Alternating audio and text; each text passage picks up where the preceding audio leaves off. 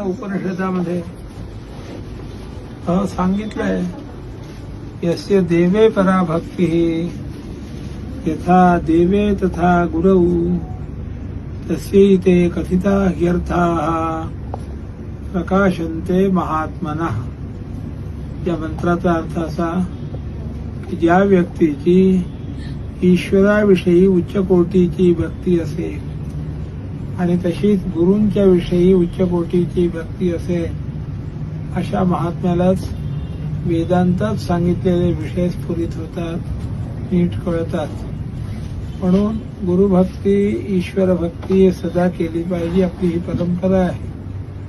दत्तात्रेय हे स्मर्तृगामी आहेत, स्मरण केलं म्हणजे तिथे येऊन जातात.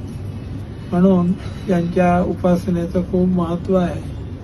वासुदेवानंद टेंबे साई महाराजांनी या दत्तभक्तीचा प्रचार केला आणि त्या क्रमात येथे दत्तात्रेयांच्या पादुका, आता दत्तात्रेय काही वर्षापूर्वी दत्तात्रेयांची मूर्ती सुद्धा स्थापित आहे आणि येथे सुद्धा वरती दत्तात्रेयांची सोहळ्याची सेवा होते.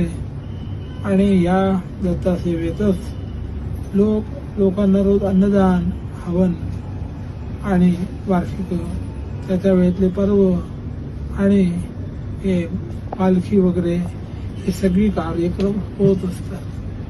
भगवंताच्या कृपेने सगळं घडतं. आपण अहंकारात कुठे यायचं नाही, आपण करतो असं समजायचं नाही. देव आपल्यावरती कृपा करून सगळं करवून घेतात, गुरु महाराज करवून घेतात, अशी भावना कायमची ठेवली. आपल्याजवळ भगवंत आहे, भगवान आपल्याला सद्बुद्धी देतात आणि भगवंताच्यामुळे आपलं सगळे कामं नीट होतात, सर्व सुरक्षित राहतं आणि पुढे आपण परमगतीलाही जातो. म्हणून हे कार्यक्रम नीट चालत राहतो. अवधूत चिंतन श्री गुरुदेव